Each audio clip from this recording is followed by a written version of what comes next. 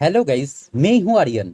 Guys, आज के इस वीडियो में हम आपको एक्सिस बैंक के एफडी के बारे में यानी फिक्स डिपॉजिट के बारे में कंप्लीट जानकारी देंगे।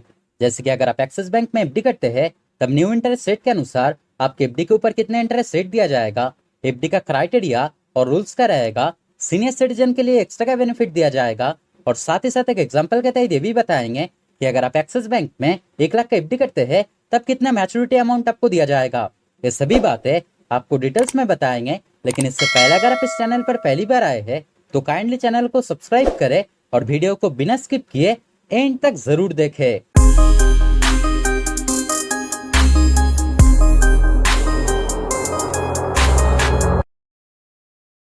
तो गाइस, जैसे कि मैं हर एक वीडियो में कहता हूं कि अगर आप किसी बैंक में एफडी करते हैं तब पहले उस एफडी का क्राइटेरिया और रूल्स आपके लिए जानना बेहद जरूरी होता है ताकि इन फ्यूचर आपके लिए कोई दिक्कत ना आए। तो चलिए पहले जान लेते हैं एक्सिस बैंक के एफडी क्राइटेरिया और रूल्स के बारे में। अगर एज लिमिट की बात करें तब यहाँ पे कोई भी एज लिमिट नहीं दिया गया है, यानी कोई जनरल सिटीजन या फिर कोई सीनियर सिटीजन, यहाँ तक कि कोई माइनर भी अगर चाहे तो तब अपने पेरेंट्स के बिहाफ में इस एफडी को कर सकते हैं। अगर एफडी टेन्योरिटी की बात करें यानी कितना दिन के लिए आप एफडी कर सकते हैं, तो आपके जानकारी के लिए बता दूं एक्सिस बैंक में मिनिमम 7 दिन से 10 साल के बीच में किसी भी टाइम के लिए आप एफडी कर सकते हैं। अगर मिनिमम एफडी की बात करें तब मिनिमम 5,000 रुपया से आप एफडी कर सकते हैं। अगर मैक्सिमम एफडी की बात करें तब मैक्सिमम कोई भी लिमिट यहाँ पे नहीं दिया गया है, यानी मैक्सिमम जितना भी अमाउंट आप चाहे आप एफडी कर पाओगे। अगर टैक्स चार्जेस की बात करें तब आपके एफडी के ऊपर टैक्स तभी लगेगा अगर किसी साल का आपके एफडी के ऊपर टोटल इंटरेस्ट 40,000 से ज्यादा होता है, और सीनियर सिटीजन के लिए टैक्स तभी लगेगा अगर किसी साल का आपका टोटल इंटरेस्ट 50,000 से ज्यादा होता है। यानी जनरल सिटीजन के लिए किसी साल का आपका टोटल इंटरेस्ट 40,000 से ज्यादा होने पर और सीनियर सिटीजन के लिए किसी साल का आपका टोटल इंटरेस्ट 50,000 से ज्यादा होने पर टीडीएस लागू होगा। अगर नॉमिनेशन फैसिलिटी की बात करें तब वो भी फैसिलिटी दिया गया है, यानी अगर आप चाहे तो आपके एफडी के लिए आप किसी को नॉमिनी भी रख सकते हैं। अगर प्रीमैच्योर विड्रॉल की बात करें तब वो भी फैसिलिटी दिया गया है, यानी एफडी करने के बाद अचानक अगर आपकी पैसे की जरूरत होता है तब अगर आप चाहे तो आपके एफडी का अमाउंट मैच्योर होने से पहले ही आप बैंक से उठा पाओगे। लेकिन आपको यहाँ पे जानकारी रखना है कि अगर आप पूरा अमाउंट उठाना चाहते हैं तब प्रीमैच्योर विड्रॉल करने पर 1% तक चार्जेस लगेगा। लेकिन अगर आप पार्शियल प्रीमैच्योर विड्रॉल करना चाहते हैं और अप टू 25% तक प्रीमैच्योर विड्रॉल करना चाहते हैं तब प्रीमैच्योर विड्रॉल करने पर कोई भी चार्जेस नहीं लगेगा। जैसे कि मान लीजिए आपके एफडी का अमाउंट है 1,00,000 रुपीज और अगर आप 25% तक यानी 25,000 तक अगर प्रीमैच्योर विड्रॉल करते हैं तब उस सिचुएशन में कोई भी चार्जेस नहीं लगेगा, यानी आप फ्री में ही प्रीमैच्योर विड्रॉल कर पाओगे। अगर लोन अगेंस्ट एफडी की बात करें तब वो भी फैसिलिटी दिया गया है, यानी अगर आप चाहे तो आपके एफडी के अमाउंट के ऊपर अप टू 85% तक आप लोन के तौर पे ले पाएंगे। तो गाइस, ये सब थे इस बैंक का बेसिक एफडी क्राइटेरिया और रूल्स जो आपके लिए जानना बेहद जरूरी था। तो चलिए आप जान लेते हैं कि अगर आप एक्सिस बैंक में एफडी करते हैं तब न्यू इंटरेस्ट रेट के अनुसार आपके एफडी के ऊपर कितना इंटरेस्ट रेट दिया जाएगा। लेकिन इंटरेस्ट रेट बताने से पहले एक बात मैं आपको पहले ही बता दूं कि जो इंटरेस्ट रेट यहाँ पे दिया गया है वो 2 करोड़ से कम अमाउंट के एफडी के ऊपर लागू होगा। यानी अगर आपके एफडी का अमाउंट 2 करोड़ से कम होता है, वो कुछ भी अमाउंट हो सकता है, उस अमाउंट के ऊपर इसी तरह से आपको इंटरेस्ट दिया जाएगा।